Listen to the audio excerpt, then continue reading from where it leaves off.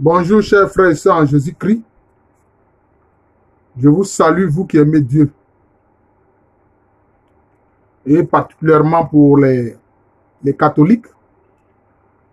Vous savez que le mois de mai est un mois dédié à la Vierge Marie. Mois dans lequel nous lui demandons intensément de prier pour nous, pour nos familles, mais aussi pour toute l'humanité. Alors, à travers cette vidéo, je vais aborder un sujet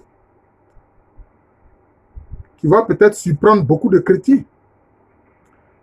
Ce sujet-là, je l'intitule « Le chrétien face à l'humanisme ». Beaucoup de chrétiens ne savent pas en réalité ce qui se cache derrière l'idéologie de l'humanisme.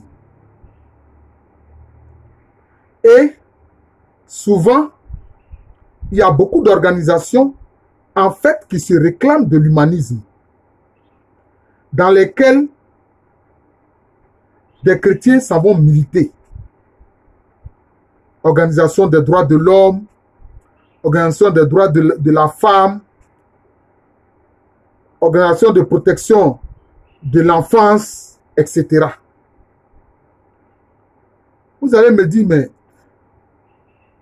frère Jean de l'amour de Jésus, professeur Alokwame Rémy, qu'est-ce que vous avez contre ces organisations qui disent vouloir faire de très bonnes choses, défendre le droit de l'homme, défendre le droit de la femme, protéger l'enfant? Qu'est-ce que vous avez contre eux? Je veux d'abord attirer votre attention sur un fait. À quoi renvoient ces organisations? Quel est le paradigme? Quelle est la base? Quelle est l'idée principale de leur pensée? Leur pensée, c'est l'humanisme. Vous allez faire des recherches sur l'humanisme. Vous allez voir que l'humanisme, c'est une doctrine.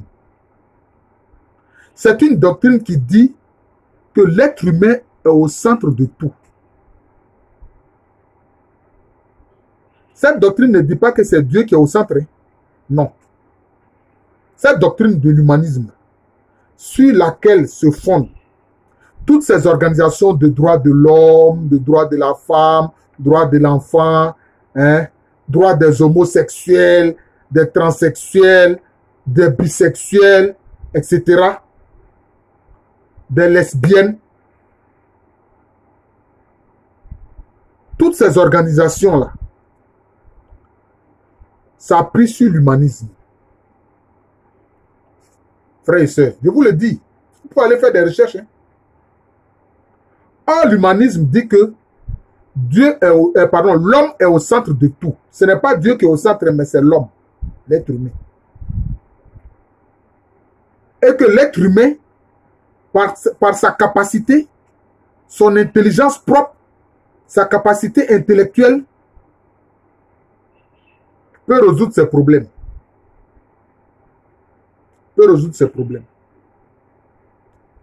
Donc, on voit ici que dans l'humanisme, c'est l'être humain qui veut vivre sans Dieu. C'est l'être humain qui veut vivre sans Dieu. Et l'être humain qui proclame que c'est lui qui est au centre de tout. Et qui peut se passer du Créateur.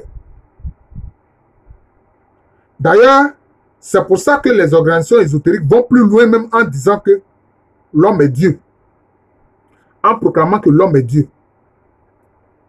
Dans un égarement évident. Vous voyez.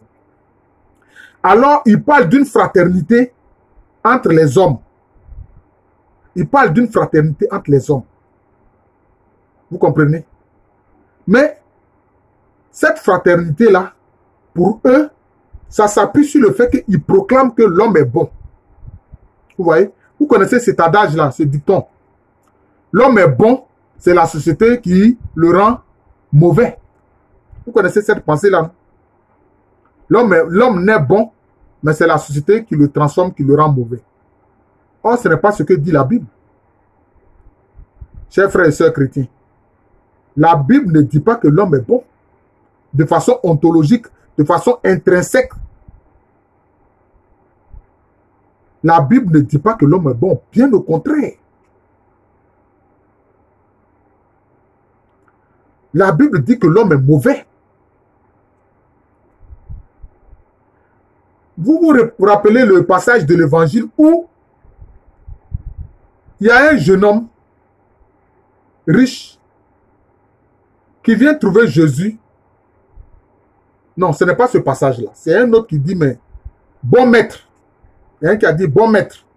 Il a appelé Jésus bon maître. Et Jésus a dit, mais pourquoi est-ce que tu m'appelles bon maître? Seul Dieu est bon. Vous voyez? Jésus a dit quoi? Seul Dieu est bon. Mais lui, il est Dieu. Lui, il sait que lui, il est Dieu.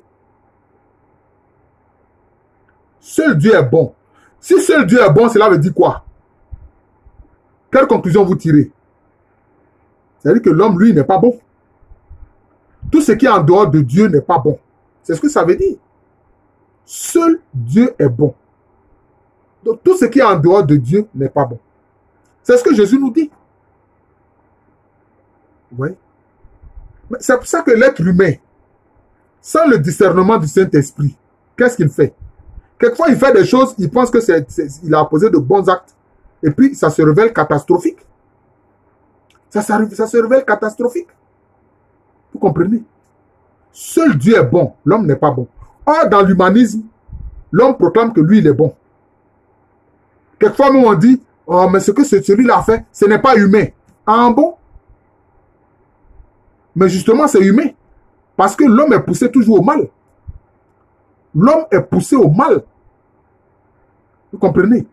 C'est pour ça qu'à juste titre, la foi chrétienne parle de quoi? Du péché originel, du péché ontologique avec lequel tout être humain naît. Et c'est pour ça que le baptême au nom du Père, du Fils et du Saint-Esprit, ça nous fait quoi? Ça nous libère du péché originel. Ça nous libère du péché originel. C'est pour ça qu'en Jésus-Christ, avec la puissance du Saint-Esprit, qu'est-ce que nous devenons? Une nouvelle création, comme Paul l'enseigne. Nous devenons une nouvelle création. Parce que l'ancienne création, quand nous naissons, quand nous sortons du sein de notre mère, que nous venons sur terre là, c'est l'ancienne création. C'est la création qui est liée au péché originel. Mais quand nous naissons de nouveau en Christ par le Saint-Esprit, nous sommes une création nouvelle. Vous voyez? Nous sommes une création sanctifiée. Nous sommes une création purifiée du péché. C'est pour ça que dans la prière sacerdotale, même, qu'est-ce que Jésus a dit? Père, je me purifie pour ce que tu m'as donné. C'est-à-dire que Jésus-Christ, là, lui, il dit, alors que lui-même, il est la sainteté et la pureté, mais il dit, Père, pour ce que tu m'as donné, je me purifie. Vous voyez? Que pour nous qui lui appartenons, là, il sait que toujours dans notre cheminement sur terre, nous avons des faiblesses. Donc, il nous purifie. Mais quand il dit il se purifie pour ce que le Père lui a donné, cela veut dire quoi? C'est parce que nous sommes membres de son corps. C'est parce que nous sommes membres de son corps. Il faut bien comprendre les Écritures. Vous comprenez? Et il y a des chrétiens qui ne savent pas, ils s'en ont milité dans les organisations qui s'appuient en fait sur l'humanisme, qui prétendent que l'homme n'est bon. Et que l'homme, par sa propre capacité, peut être bon et avoir de l'empathie et faire du bien à l'autre. C'est pas vrai.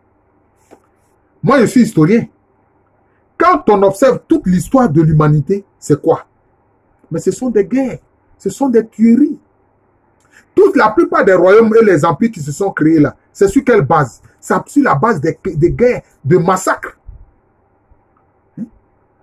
Même au sein de nos familles, quelle lutte il n'y a pas pour des héritages? Vous comprenez? Parce que l'homme qui n'est pas né de nouveau, il n'est pas capable de s'effacer pour l'intérêt de l'autre. Jamais. Jamais. Il n'est pas capable de s'effacer pour l'intérêt de l'autre. Alors que nous enseigne le Seigneur Jésus-Christ. Il dit, si quelqu'un veut te forcer à faire 1000 pas, fais-en 2000 avec lui. S'il veut prendre ta tunique là, laisse lui aussi ton manteau. Vous voyez?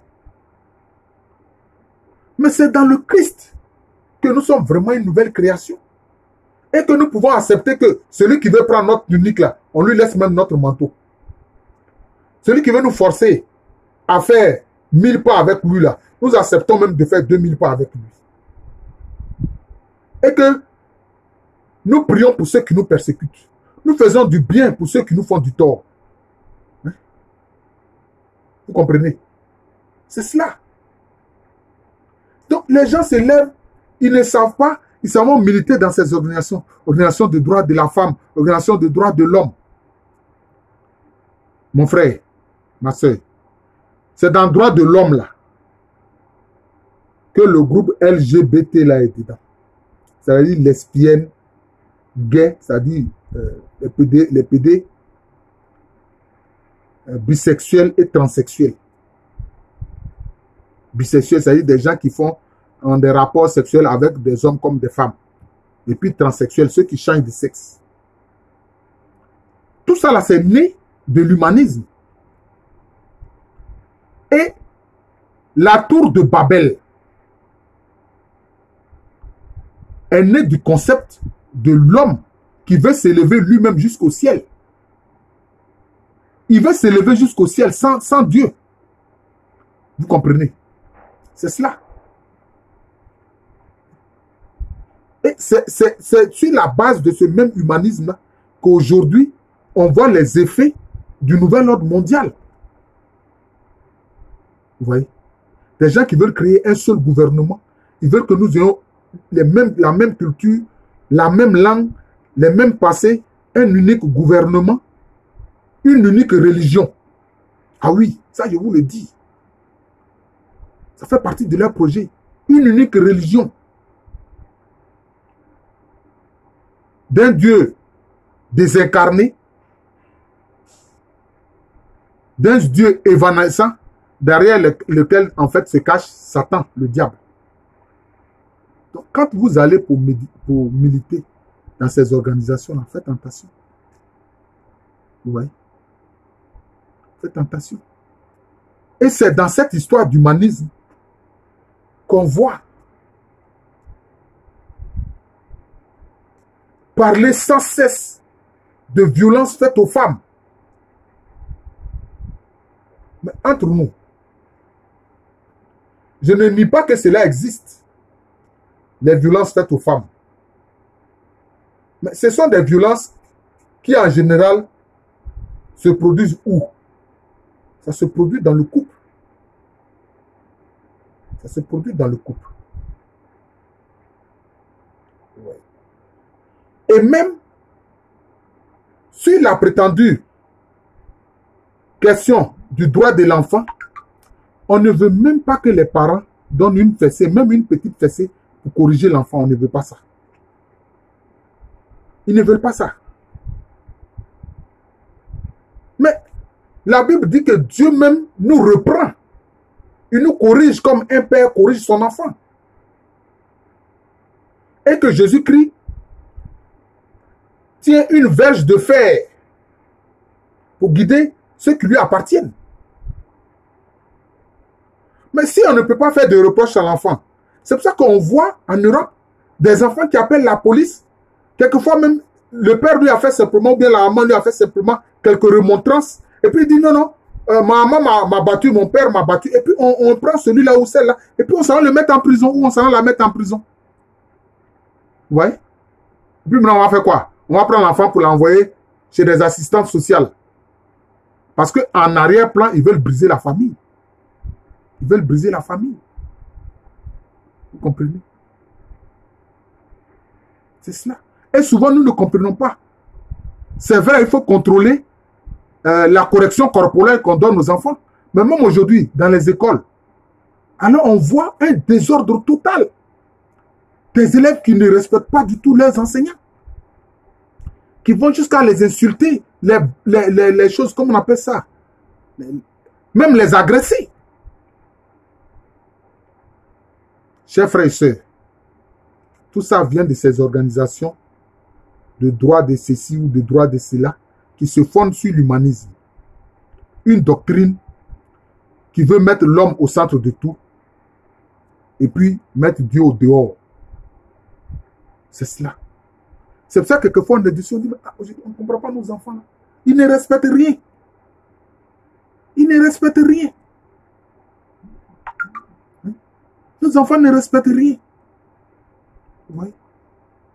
Mais dans les rapports entre couples, qu'est-ce que Paul a enseigné? Il dit, femmes, soumettez-vous à vos maris. Marie, aimez votre femme comme Christ a aimé son église et s'est livré pour elle. Cela veut dire quoi? Cela veut dire que l'homme là, le mari là, il doit être prêt à mourir pour sa femme. C'est ce que ça veut dire. S'il fait la comparaison en disant que Christ est livré pour son église là, qui est son épouse là, cela veut dire quoi? Toi tu es l'homme là, tu es le mari là. Tu dois être capable de mourir, de te sacrifier pour ton épouse. C'est ce que ça veut dire. Vous comprenez? Mais si quelqu'un est prêt à se sacrifier pour toi, toi l'épouse là, tu vois que vraiment ton mari là, il est prêt à se sacrifier pour toi là. À mourir pour toi là. Même s'il a fait une petite erreur. Alors, comme ça, tu le convoques devant les tribunaux et on voit des couples chrétiens qui éclatent comme ça parce que la femme refuse de se soumettre. Hein? Mais quand on dit se soumettre là, c'est vrai, ce n'est pas de l'esclavage. Mais c'est parce que dans toute organisation, dont par exemple la famille et la cellule, il faut un chef. Il faut un chef, il faut une tête. Voilà, il faut une tête. Il faut une tête. C'est tout. Il faut une tête. Alors, on a plein de familles monoparentales. Un homme qui élève seul ses enfants, une femme qui élève seul ses enfants, même au sein des chrétiens. Voilà ce que le diable a fait et introduit par l'humanisme avec ses prétendus droits de l'homme, droits de la femme, droits de l'enfant, et ceci, cela. Et ils ont désorganisé la famille chrétienne. Vous voyez? C'est cela. Donc, informez-vous bien sur l'humanisme. Quand vous, chrétiens, vous vous levez et puis vous partez militer dans ces organisations-là, faites attention. Ça ne correspond pas du tout à la doctrine de Jésus-Christ. Ça ne correspond pas. Oui, ça ne correspond pas. Je vous remercie, c'est de ça que j'ai voulu parler. C'est un sujet délicat. Peut-être même certains diront, oh mais vraiment, frère Alou, mais il a des idées ringardes. Il est ringard. Hein? C'est un homme du passé. D'accord? Mais voilà ce qui se passe. Vous voyez, nous voyons tout ce que subissent, ce que nos enfants subissent dans leur éducation. On voit. Oui, c'est cela. Et on voit bien, Paul a donné des conseils. Hein? Il a dit, parents, n'exaspérez pas vos enfants. Vous voyez? Et le 4e commandement, dans le décalogue, les 10 commandements de Dieu, qu'est-ce qu'il a dit? Honore ton père et ta mère pour avoir longue vie sur terre. Et c'est ce à quoi on assiste aujourd'hui. Quand tu exiges que ton enfant t'honore, c'est-à-dire te respecte et t'obéisse, ça pose problème. Ça pose problème. Les gens des droits de l'enfant disent non, non, non, que tu vas contre le droit de l'enfant. Et on voit tout ce que ces gens-là font, les prétendus humanistes là. Même à des heures où nos enfants ne sont pas encore couchés, ils font passer des films où il y a des gens qui s'embrassent, hein, qui ont même des rapports sexuels. Tout ça là, ils font ça. Vous voyez? Et quand les parents ne sont pas là, il y a des films qui passent, on dit, bon, l'enfant, il faut mettre que tu as 18 ans, pour qu'on sache que tu as 18 ans, comme ça tu as le droit de regarder un film, si c'est un film dans lequel les gens ont des rapports sexuels. Mais l'enfant, il va mettre, si les parents ne sont pas là, surtout que beaucoup de parents ils vont au travail car c'est tard les soirs qu'ils rentrent à la maison. L'enfant va appuyer, oui, il y a 18 ans, puis il va regarder ça. Oh, vraiment, notre nom de... Oh, Seigneur Esprit Saint, viens au secours. Vierge Marie, prie pour les familles. Saint Joseph, prie pour les familles. Je vous remercie. Je suis le frère Jean de l'amour de Jésus. C'est mon nom spirituel. Et à l'état civil, je suis le professeur Alou Kwamereni.